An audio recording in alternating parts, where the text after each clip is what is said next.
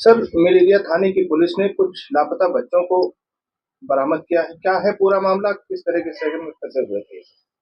5 मई की घटना है कि एक 17 वर्षीय रायबरेली का रहने वाला एक बालक है और वह घर से चला गया था। इस संबंध में मुकदमा अपराध संख्या 175/25 अंतर्गत धारा 137 2 बीएनएस जो पहले 363 आईपीसी हुआ करती थी, उसमें पंजीकृत किया गया है।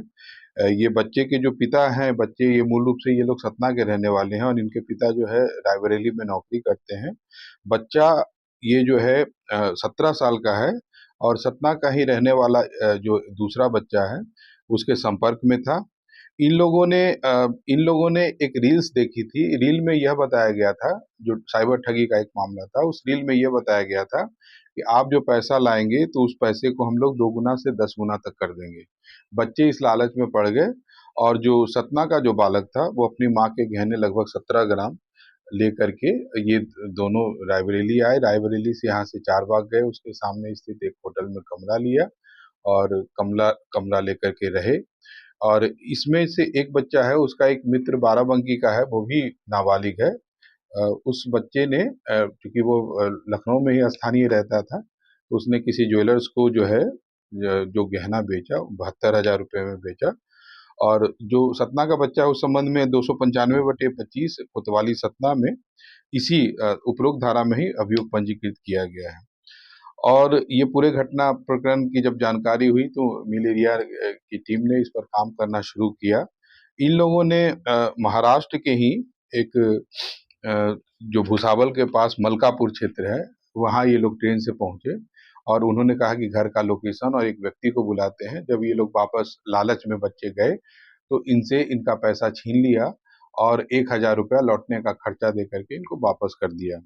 बच्चे आए, फिर इनके पास पैसे नहीं हुए तो क्यूआर कोड के माध्यम से पैसा मंगाया और पुलिस इन पूरे प्रोसेस को फॉलो कर रही थी। और इस फॉलो करने के क्रम में ही पुलिस ने इन दोनों बच्चों की बरामदगी कर ली है और सतना पुलिस को भी इस मामले की जानकारी दी गई है, संपर्क किया गया है। और सतना का रहने वाला जो बच्चा है उसके माता पिता भी आ गए हैं। इस संबंध में सतना पुलिस को हमारी जो साइबर टीम है, हमारी जो सर्विलांस टीम है, ये पूरी सहयोग करेगी कि किस प्रकार से मलकापुर में जो टीम है और ज्वेलर्स जो बेचा गया है, इस पूरे पर जो है हम लोग सहयोग करेंगे और इस पर कार्य करेंगे। इस पर प्रकार से मील एरिया थाना क्षेत्र में बहुत ही अच्छा कार्य हुआ है। 2 बच्चों की सकुशल बरामदगी हुई है और ये अच्छा काम हुआ। सर, पूरा मामला क्या किस अपराध से जुड़ा हो सकता है?